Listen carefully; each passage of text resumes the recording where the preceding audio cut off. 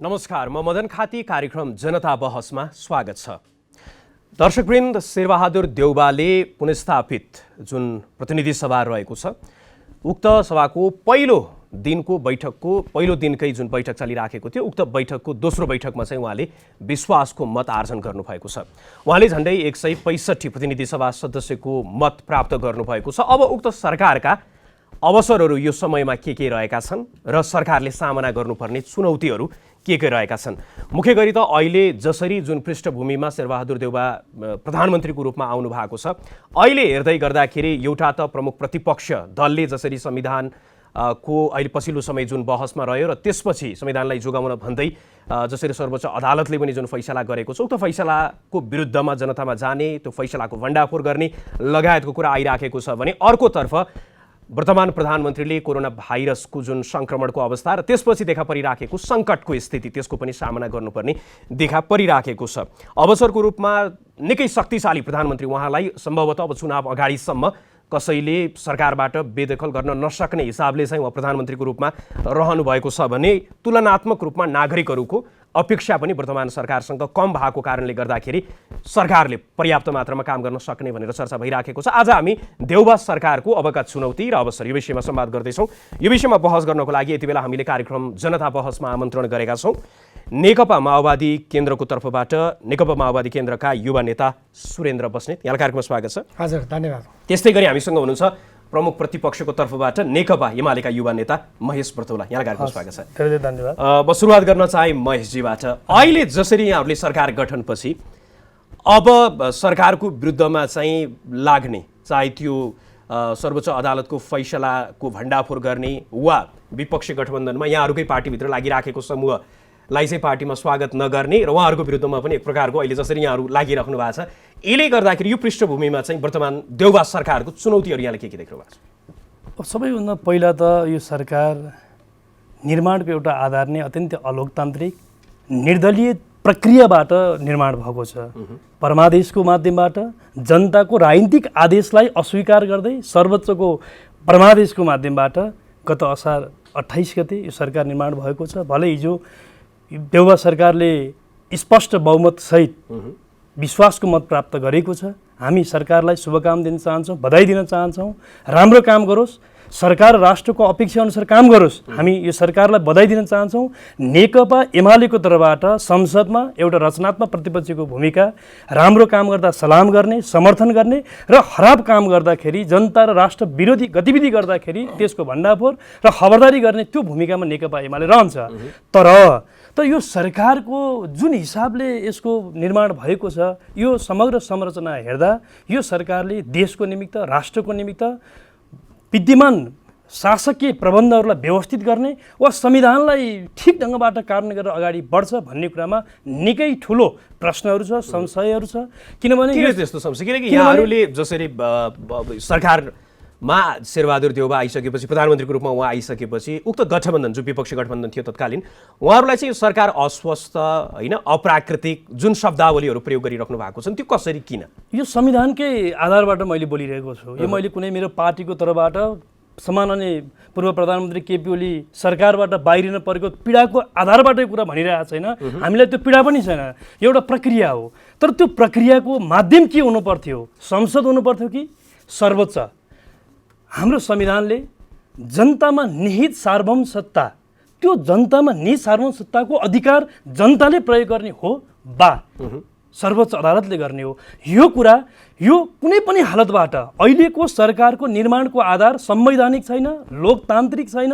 किनभने यो संसदभित्रबाट सरकार निर्माण भएको अवस्था होइन। त्यसकारण म यसलाई टुङ्ग्याउन चाहन्छु। त्यसकारण निर्दलीय गठबन्धन धारा 76 को 5 बमोजिम कुनै पनि सांसद स्वतन्त्र हुनसक्छ, पार्टीको निर्देशन मान्नु पर्दैन, व्हिप मान्नु पर्दैन। त्यो चिज संविधानको त्यस्तो खालको अन्तिम व्याख्या त सर्वोच्च अदालत त्यस खालको व्याख्या गरेर दलीय व्हिपभन्दा बाहिर सांसद जान सक्छ, पार्टीको निर्देशनभन्दा बाहिर। यो दलीय व्यवस्थामा, लोकतान्त्रिक संसदीय व्यवस्थामा यस खालको फैसला गरेर जुन खालको परमादेशको बलबाट राष्ट्रपतिलाई त्यो परमादेश मार्फत जसरी सरकारले यो नै अप्राकृतिक निर्दलीय छ, यो कुराबाट निर्दलीय यो सरकारले राम्रो काम गर्न सक्छ भन्ने हामी देख्दैनौँ। असंवैधानिक पनि उहाँले शब्दावली, त्यस्तै हो स्थिति।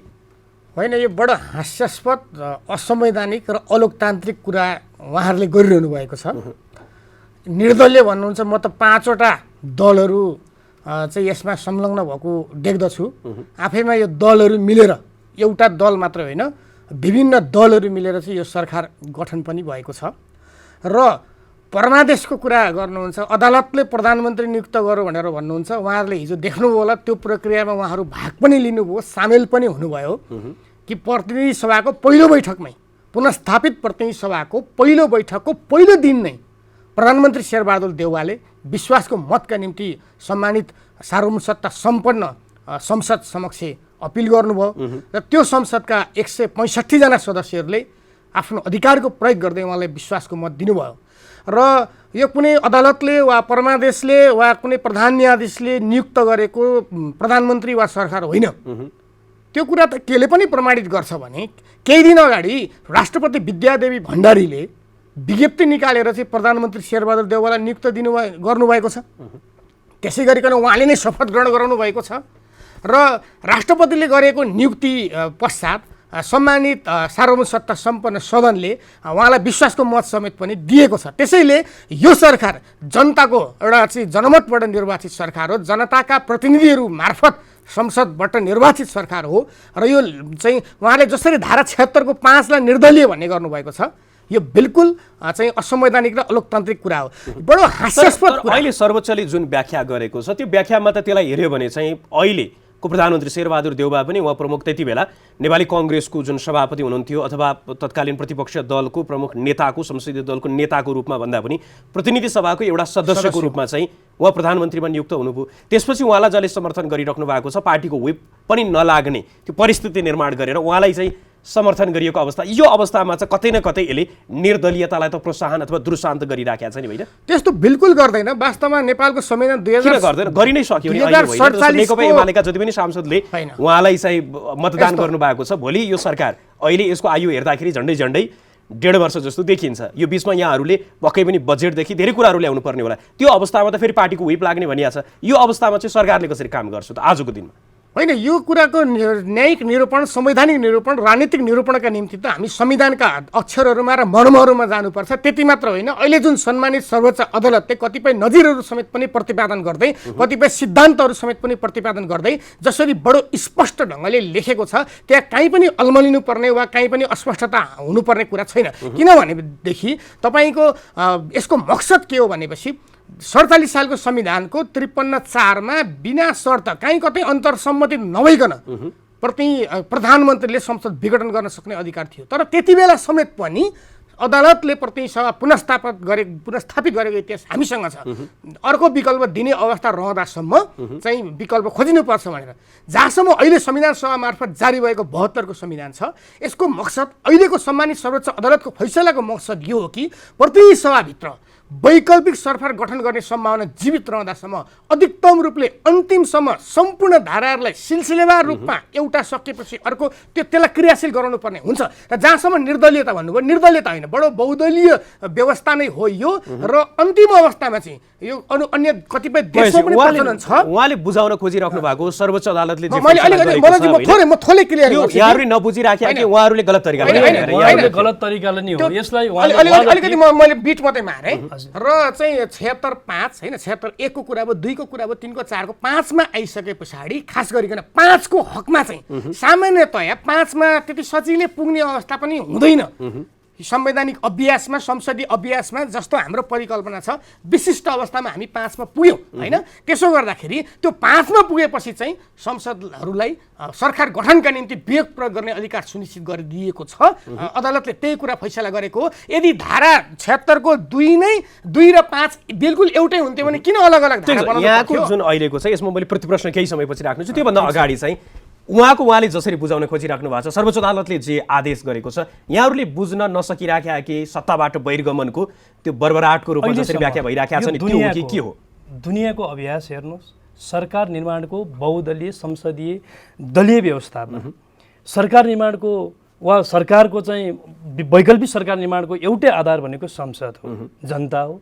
नागरिकको एउटा मतको सर्वोत्तम उपयोग गर्ने, त्यसको प्रयोग गर्ने थलो संसद, त्यहीँबाट सरकार बन्ने वा नबन्ने हुन्छ। मान्नुहोस्, अहिले संविधानको व्याख्याको क्रममा सर्वोच्च अदालतले होला संसद पुनर्स्थापनाका आधारहरू केही देख्दा पुनर्स्थापनाको पाटोबाट जाऊ त्यो खालको एउटा आदेश गर्ने, एउटा संविधानको त्यस हिसाबको व्याख्या गर्ने सर्वोच्चलाई त्यो अधिकार होला। तर यति घण्टाभित्र फलानो व्यक्तिलाई प्रधानमन्त्रीको रूपमा नियुक्ति गर भन्ने परमादेश जारी गर्ने कुरा यो दलीय व्यवस्थाको विरुद्धमा छ, हाम्रो शासकीय प्रबन्धनलाई ध्वस्त पार्ने गरी छ। यति मात्रै होइन, सुरेन्द्रजी र मैले त समीक्षा गर्नुपर्छ। हामीले गल्तीहरूलाई हेर्नुहोस्, जस्ताको तस्तै हामीले चाहिँ अब कतिपय बेठिकलाई बेठिक भन्न सक्नुपर्छ, किनभने हामी अझ पनि 40 वर्ष सक्रिय रूपमा राजनीति गर्न सक्छौँ। हामीले यो संविधानको भोलि हिँड्ने यात्रामा पनि अब भविष्यमा पनि अँध्यारो प्रश्नहरू लागिसक्यो। तपाईँ एउटा दलले आफ्नो सांसदलाई कारबाही पनि गर्न पाउँदैन, कारबाही गर्ने अधिकार पनि तिमीलाई छैन, तिमी दललाई छैन भनेर पनि आदेश गरियो। यो आदेश तपाईँ पढ्नुहोस्। एउटा कुनै राजनीतिक पार्टीले आफ्नो कार्यालयमा ड्राफ्ट गरेर तयार भएको भाषा शैलीमा आदेश आएको छ। त्यसकारण यी सबै कुरा अत्यन्तै पूर्वाग्रही ढङ्गबाट अत्यन्तै राजनीतिक प्रणालीलाई ध्वस्त पार्ने गरी यो उपयुक्त छैन। संविधान निर्माण गरे, त्यही संविधान अन्तर्गत नै यसले दलीय व्यवस्था अन्तर्गत सरकारको लागि संविधानको 76 को 1, 2 र 3 मा त त्यो व्यवस्था गरिया छन्। यदि त्यसमा पनि यहाँहरू चाहिँ अथवा दलहरू असफल भए सरकार निर्माणको लागि भने त्यसपछि 5 मा गएर संसदले, त्यहाँका सांसदले आफ्नो सार्वभौम अधिकार चाहिँ संसद जोगाउनको लागि त्यो सार्वभौम अधिकार हो र त्यो चाहिँ जानी बुझिकन राखिएको हो भनेर बताइएको छ नि। ठिक छ, तपाईले भनेकै जसो हो भने पनि यो व्यवस्था दलीय व्यवस्था हो। हाम्रो संविधानले के भन्छ भने हाम्रो संविधानको प्रस्तावनामै प्रतिस्पर्धात्मक बहुदलीय व्यवस्थाप्रति प्रतिबद्ध हुँदै भनेको अर्थ के हो भने हो यो चिजमा प्रतिबद्ध, यो अकाट्य कुरा हो। धर्मनिरपेक्षतामा प्रतिबद्ध हुँदै, संघीयतामा प्रतिबद्ध हुँदै, बहुदलीय प्रतिस्पर्धात्मक राजनीतिक व्यवस्थामा प्रतिबद्ध हुँदै भनेको अर्थ।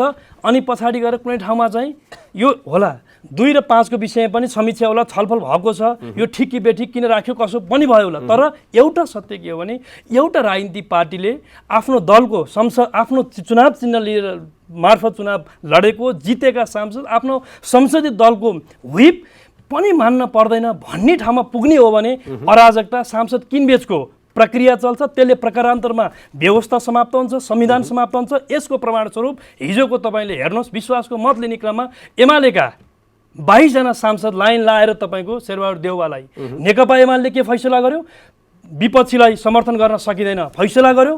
हाम्रो नेकपा एमालेको संसदले के फैसला गर्यो, विपक्षीलाई मतदान गर्न सकिँदैन, दिँदैन फैसला गर्यो। तर 22 जना किन?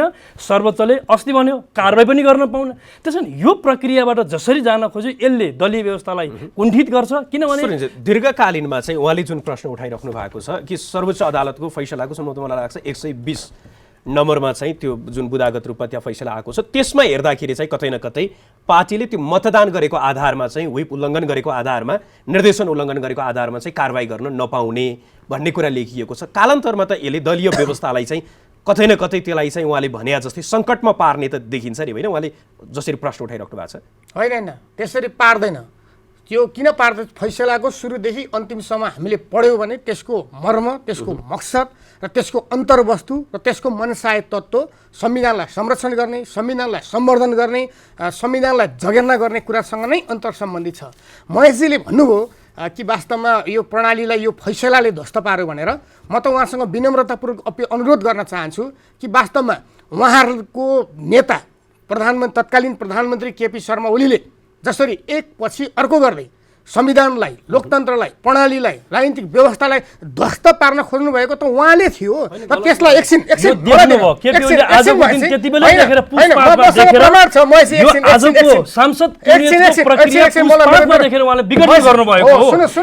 संसद बचाउन चाहनुहुन्थ्यो भने वैशाख 27 गते मैले वैशाख 27 किन केपीओलाई विश्वास दिनु भएन मैले सुनेको छु। संसद बचाउन चाहेको भए हैन, मसँग प्रमाण छ नि त। म कुनै राजनीतिक आरोप लगाइरहेको छैन। पुस 5 मा प्रधानमन्त्री ओलीले संसद विघटन गर्नुभयो, सर्वोच्च अदालतले बदर गरिदियो। जेठ 8 मा फेरि प्रतिनिधि सभा दोस्रो पटक केपी ओलीले विघटन गर्नुभयो, सर्वोच्च अदालतले बदर गरिदियो। त्यसै गरिकन काम चलाउ सरकारमा परिणत भएपछि 21-22 जना मन्त्रीहरू चाहिँ काम चलाउ चुनावी सरकारको रूपमा रहँदा नियुक्त गर्नुभयो केपी ओलीले। सर्वोच्च अदालतले त्यसलाई बदर गरिदियो। अरू कयौं एकपछि अर्को गर्दै यो मुलुकमा प्रधानमन्त्री वा राष्ट्रपति संविधानको पालक हो, संरक्षक हो, कार्यान्वयनकर्ता हो नि। तर आज हेर्नुहोस् त विश्वभरि मुलुकको बदनामी जे निर्णयहरू र प्रधानमन्त्री र राष्ट्रपति मिलेर गर्नुहुन्छ एकपछि अर्को गर्दै दायित्व होइन। अहिले जस्तो संवैधानिक परिषद सम्बन्धी अध्यादेश खारेजको लागि सरकारले मन्त्रीपरिषदले सिफारिस गर्यो, उहाँले मान्नुभयो।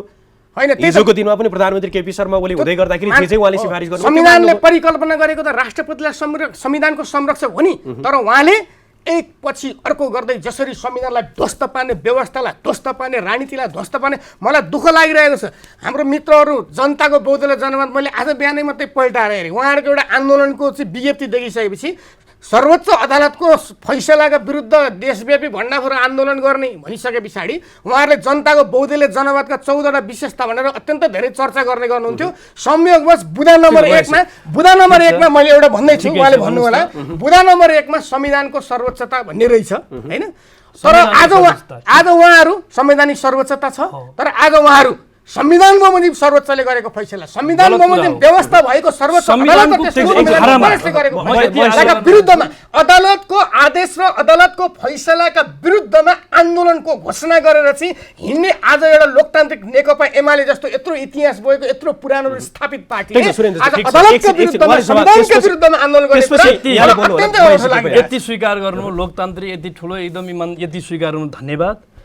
नेकपा एमाले जनताको बौद्धले जनवादको त्यही कार्यक्रम र नीति सिद्धान्तका आधारबाट आज पनि आफ्ना गतिविधिहरू अगाडि बढाइरहेको छ। देश र जनताको नेतृत्व हिजो पनि उहाँले उठाएको प्रश्नको दिनुहोस्, सर्वोच्च अदालतको फैसलाको विरुद्धमा हामी भण्डाफोर गर्ने भन्ने चाहिँ नेकपा एमाले के कुरामा प्रश्न छ भने कुनै पनि चाहिँ जनताको सर्वोच्चता सबैभन्दा ठुलो कुरा जनता हो, नागरिक हो। हामीले संविधानमा स्वीकारी राखेको संविधानको सर्वोच्चता कि हामी अदालतको विरुद्धमा हामी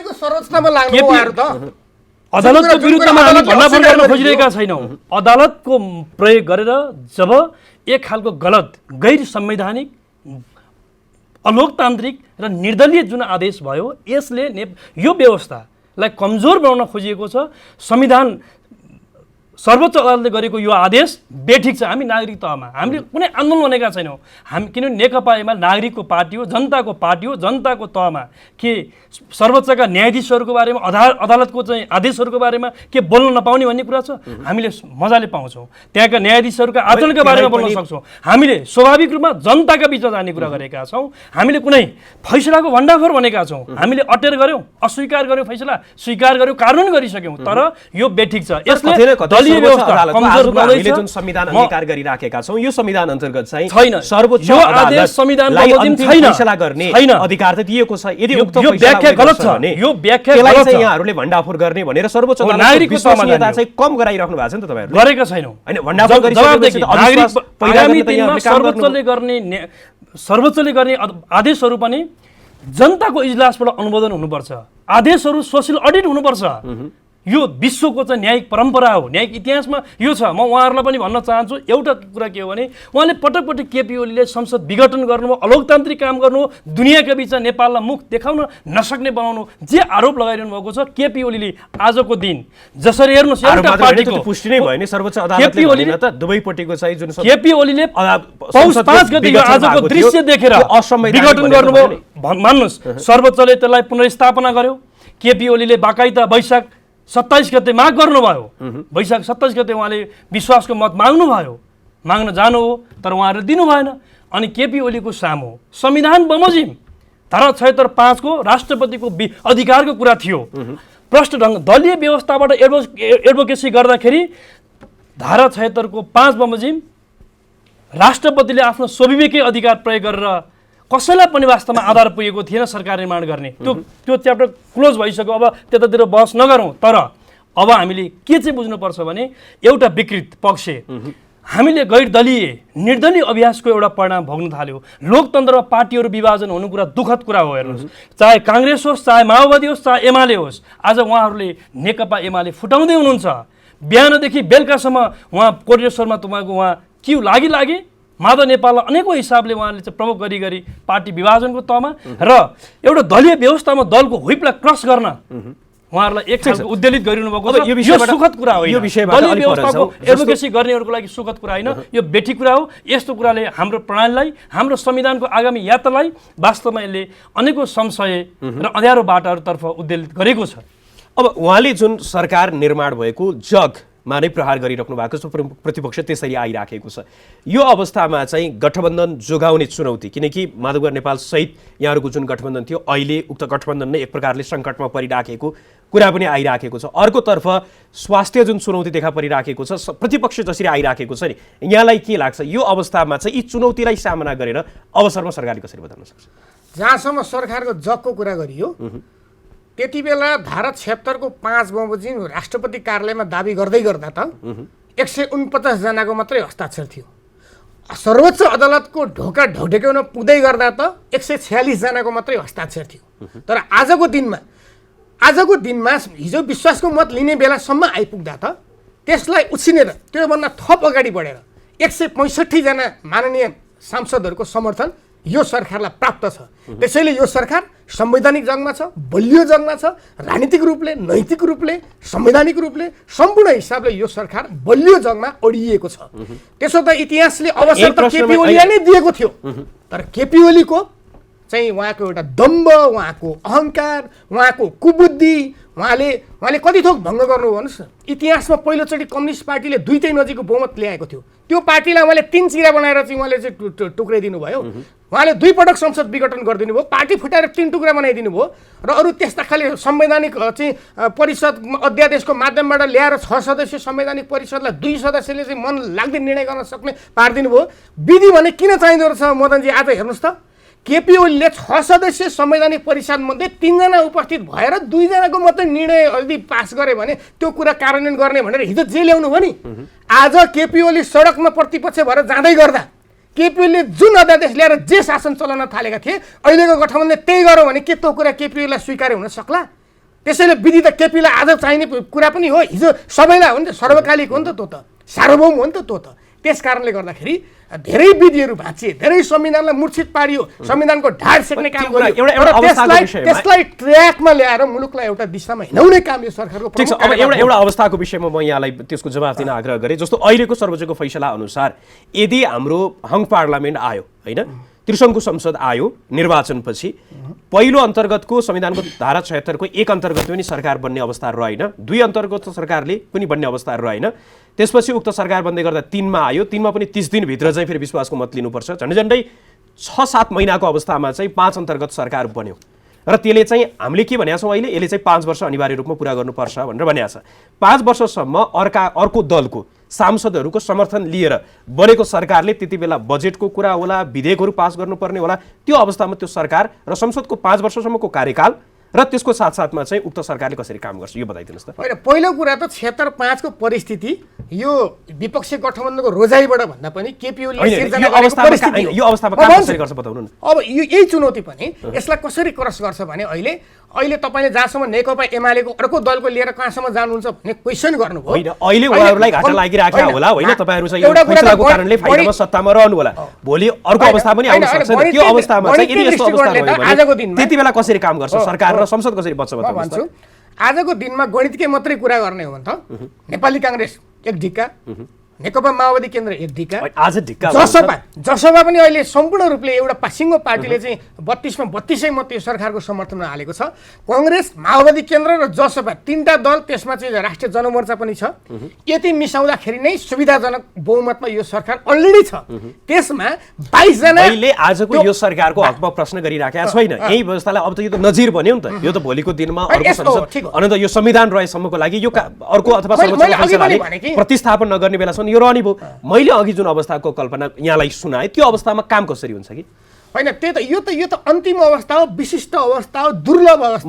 यो सधैँभरि 76-5 मा यसको जवाफ उहाँले दिन सक्नुभएन। मैले यसमा यस्तो छ, यो गणितमा वास्तवमा धेरै खुसी हुने कुरा पनि छैन। हेर्नुहोस्, यतिर धेरै जान पनि जरुरी छैन भन्ने लाग्छ मलाई। तर यो सरकारको निर्माणको आधार नै गलत छ र जुन खालको संख्या पुर्याइएको छ, अनेकौं खालको चर्चा सामाजिक मिडियादेखि सार्वजनिक मिडियाहरूमा अनेकौँ खालको कसरी बन्यो भन्ने कुरा आइरहेको छ। म यहाँ त बताइरहनु पनि पर्दैन। यो अत्यन्त दूषित तरिकाबाट सरकार बनेको छ।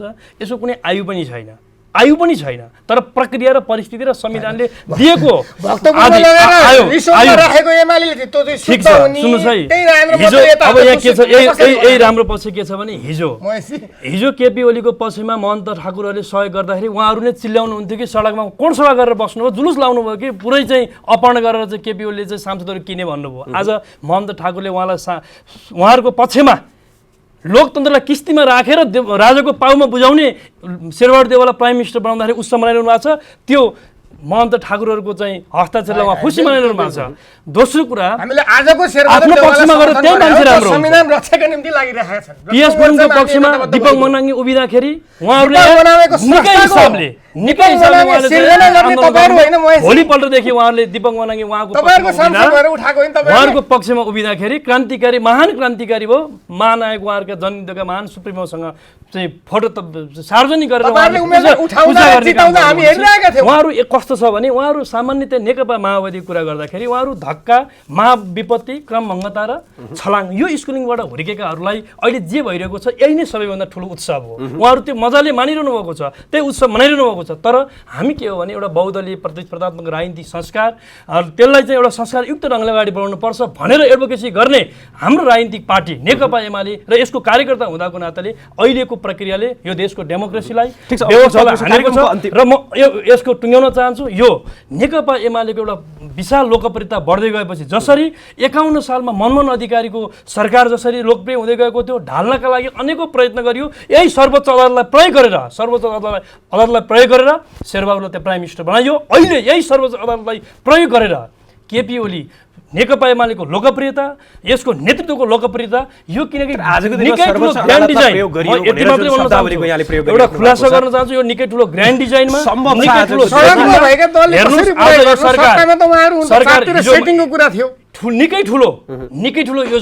निकै ठुलो योजनामा यो काम भएको छ। हेर्नुहोस्, तपाईँ हेर्दै जानुहोस्, यसको चाहिँ दुर्गतिहरू तपाईँ प्रत्येक दिन। आज भर्खर मात्रै अमेरिकाको राजदूतलाई गोठालो लगाएर साथमा लिएर सामान्य प्रधानमन्त्री विभिन्न खालका चाहिँ खोप केन्द्रहरूमा अनुगमन हिँडिरहनु भएको छ। आज मात्रै गरिब किसान र सुकुम्बासीहरूलाई दिने आयोग मार्फत भूमि आयोग बनाइएको थियो केपी ओली सरकारले, त्यसलाई खारेज गरिएको छ। गलत ढङ्गबाट यो सरकार जान खोजिएको छ र यो देशको लागि, राष्ट्रको निम्ति यसले केही पनि काम गर्न सक्दैन। तपाईँ हेर्दै केही दिनपछि एमसिसी पास गर्नका निमित्त टेबल हुन्छ। सबैभन्दा पहिला क्रान्तिकारी महान नेता प्रचण्ड त्यसको पक्षमा उभिनुहुन्छ। तपाईँ हेर्दै जानुहोस्, केही दिनपछि अध्यादेश ल्याएर नेकपा एमाले विभाजन, माधव नेपालमा जति पर्सेन्ट चाहिएको छ अध्यादेश मार्फत नेकपा एमाले विभाजन गराउनुहुन्छ। उहाँहरू त्यो खेतीमा लाग्नु भएको छ, रमाइरहनु भएको छ। आखिर माओवादीले के पाएको छ? अहिलेसम्म माओवादीले के पाएको छ? यहाँहरू र नेपाली कांग्रेस परस्पर विरोधी, यहाँहरू आन्दोलन पनि गर्नु भएको, त्यो अवस्थामा चाहिँ कसरी अगाडि बढ्छ? अघि उहाँले भनेका केही कुरामा छोटोमा टुङ्ग्याएर अनि तपाईँले भनेकोमा आउँछु। अहिले विपक्षी गठबन्धनमा उहाँले यो त्यो आदि इत्यादि आरोप लगाउनुभयो। वास्तवमा एउटा सानो बच्चाले र राजनीति शास्त्रको कखरा बुझ्ने जो कोहीले पनि भन्न सक्दछ कि हेरौँ त केपी शर्मा ओलीको हरकत। उहाँसँग 74 सालमा 174 सिट थियो केपी ओलीको नेतृत्वमा। त्यसको केही समय पछाडि आउँदा उहाँ 121 मा साउरिनु भयो। 121 बाट अस्ति भर्खर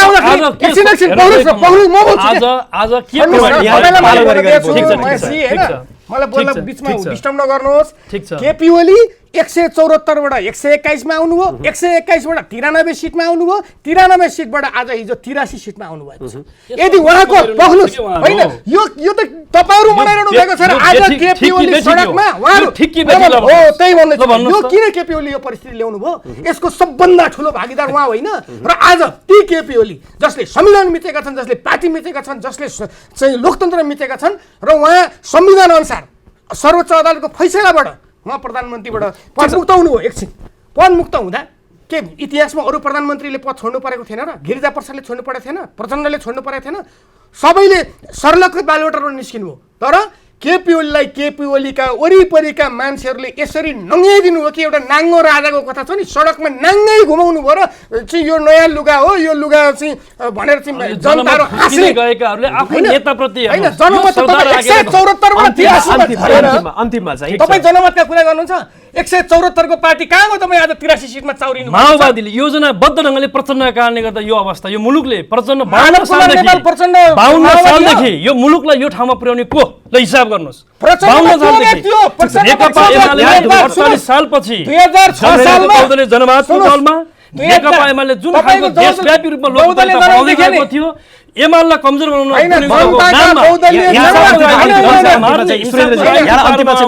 कृपया दुवैजना चुप लाग्दैन होला। अन्तिममा चाहिँ मेरो प्रश्न बुदागत रूपमा यहाँहरूले अब यसका चुनौती र अवसर, चुनौती के छन्, अवसर के छ बुदागत रूपमा? होइन, यो सरकार बनेको छ बलियो जगमा, यसले बाँकी कार्यकाल पुरा गर्नुपर्छ, संसदको पुरै अवधि टिकाउने ऐतिहासिक सरकार यो बन्नपर्छ। बुदागत रूपमा अवसर के चुनौती के त्यो र अहिले र त्यो पूर्ण कार्यकाल पुरा गर्ने, राजनीतिक स्थायित्व दिने, संविधानका धारा उपधारालाई क्रियाशील गराउने, संविधान जोगाउने, व्यवस्था जोगाउने, परिवर्तनका उपलब्धि जोगाउने काम मुख्य हो र त्यो काममा यो सरकार अगाडि बढ्छ। नम्बर 1 कुरा। नम्बर 2 कुरा, आज जो नागरिकहरू कोभिड कहरले गर्दा आक्रान्त भएका छन् र तमाम सम्पूर्ण नागरिकहरूलाई कोभिड खोप चाहिँ के अरे यो कोरोनाको खोपको प्रबन्ध गरेर नागरिकको जीवनको रक्षा गर्ने पहिलो र महत्त्वपूर्ण कार्यभार, गुरुत्तर कार्यभार यो सरकारको दोस्रो नम्बरमा त्यो काम गर्नुपर्छ। तेस्रो नम्बरमा चाहिँ यो अध्यादेशका नाममा कानुन संविधानलाई ध्वंस पारेर ध्वस्त पारेर सारा राज्य आतङ्क मचाएर जसरी ब्रह्मलुट मचाउन खोजिएको थियो, ती सबै असंवैधानिक प्रावधानहरूलाई र प्रबन्धहरूलाई खारेज गरेर संवैधानिक ढङ्गले, लोकतान्त्रिक ढङ्गले केपी ओली जस्तो अलोकतान्त्रिक कानुन अध्यादेशको राज यो सरकारले चलाउँदैन। यो सरकारलाई सुविधा थियो होला, हिजो केपी ओलीले ल्याएकै अध्यादेशबाट संवैधानिक परीक्षा चलाउँदाखेरि यो सरकारलाई झन् सजिलो हुन्थ्यो होला, तर यो सरकारले हिजै खारेजीको यो सरकारले सबैभन्दा पहिला यदि साँचो अर्थमा जनताको पक्ष र राष्ट्रको पक्षमा काम गर्ने हो भने सबैभन्दा पहिलो नक्सा केपी ओली सरकारले सार्वजनिक गरेको छ। त्यो नक्सा आफ्नो त्यो भूगोलमा, नेपाली भूगोलमा ल्याउनका लागि उनको कति काम गर्न सक्छ, त्यो महत्त्वपूर्ण उनलाई अवसर छ। नेकपा एमाले हिजो केपी ओलीले चाहिँ विकासका यति धेरै योजनाहरू तल ल्याउनु भएको छ, ढलेको धर्रा उठाउनेदेखि सानो साँगुरो सडक चौडा बनाउनेदेखि कालोपत्री र विभिन्न खालको चाहिँ विद्युतीकरणलाई गाउँ टोलसम्म पुर्याउने यी महत्त्वपूर्ण यिनलाई अवसर छ। तर दुर्भाग्य के हो भने आजकै दिनदेखि एउटा गरिब किसानको एउटा चाहिँ सुकुम्बासीहरूले पाउने जग्गा पाउने प्रक्रिया कामको थाल्ने गरिएको निकायहरूलाई, संरचनालाई जब ध्वस्त गर्ने, खारेज गर्न थालिएको छ र यसको प्रक्रिया जो आजदेखि प्रारम्भ भएको छ, मलाई लाग्छ यो सरकारले केही राम्रो काम गर्ला भन्ने विश्वास छैन। तर यति चाहिँ हामीले यो सरकारसँग के चाहिँ भन्न चाहन्छौँ भने फेरि पनि हिजो 61 र 59 मा जसरी लोकतन्त्रलाई किस्तीमा राखेर दरबारको पाउमा पुर्याउने काम त्यति नगर्दोस्। संविधान मिच्ने काम यो सरकारले गर्दैन। ठिक छ, यहाँ दुवैजनाले आफ्नो महत्त्वपूर्ण समय उपलब्ध गराइदिनु भयो, यहाँको दुवैजनाको समय र यो संवादको लागि यहाँ दुवैजनालाई धेरै धेरै धन्यवाद। हस्, धेरै धेरै धन्यवाद यहाँलाई पनि। हस्, आजको लागि कार्यक्रम जनता बहसलाई निर्धारित समय सकिएको छ। जनताद्वारा जनताका लागि प्रसारित जनता टेलिभिजन हेरिरहनुहोस्। नमस्कार।